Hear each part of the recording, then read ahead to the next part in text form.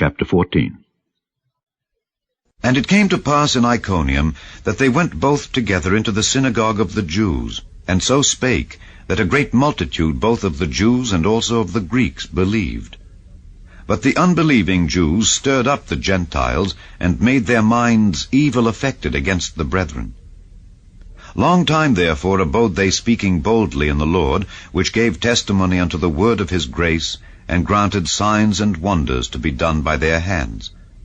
But the multitude of the city was divided, and part held with the Jews, and part with the apostles. And when there was an assault made both of the Gentiles and also of the Jews with their rulers, to use them despitefully and to stone them, they were ware of it, and fled unto Lystra and Derbe, cities of Lycaonia, and unto the region that lieth round about. And there they preached the gospel. And there sat a certain man at Lystra, impotent in his feet, being a cripple from his mother's womb, who never had walked. The same heard Paul speak, who steadfastly beholding him, and perceiving that he had faith to be healed, said with a loud voice, Stand upright on thy feet. And he leaped and walked. And when the people saw what Paul had done, they lifted up their voices, saying in the speech of Lycaonia, The gods are come down to us in the likeness of men. And they called Barnabas Jupiter, and Paul Mercurius, because he was the chief speaker. Then the priest of Jupiter, which was before their city, brought oxen and garlands unto the gates, and would have done sacrifice with the people. Which when the apostles Barnabas and Paul heard of, they rent their clothes, and ran in among the people, crying out and saying, Sirs, why do ye these things?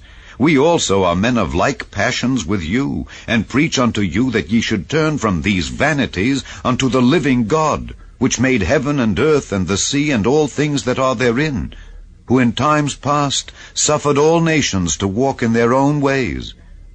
Nevertheless, he left not himself without witness, in that he did good, and gave us rain from heaven, and fruitful seasons, filling our hearts with food and gladness.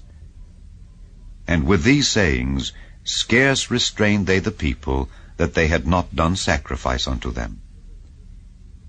And there came thither certain Jews from Antioch and Iconium, who persuaded the people, and having stoned Paul, drew him out of the city, supposing he had been dead. Howbeit, as the disciples stood round about him, he rose up and came into the city, and the next day he departed with Barnabas to Derbe. And when they had preached the gospel to that city, and had taught many, they returned again to Lystra, and to Iconium and Antioch, confirming the souls of the disciples, and exhorting them to continue in the faith, and that we must through much tribulation enter into the kingdom of God. And when they had ordained them elders in every church, and had prayed with fasting, they commended them to the Lord, on whom they believed. And after they had passed throughout Pisidia, they came to Pamphylia. And when they had preached the word in Perga, they went down into Attalia, and thence sailed to Antioch, from whence they had been recommended to the grace of God for the work which they fulfilled. And when they were come and had gathered the church together, they rehearsed all that God had done with them, and how he had opened the door of faith unto the Gentiles. And there they abode long time with the disciples.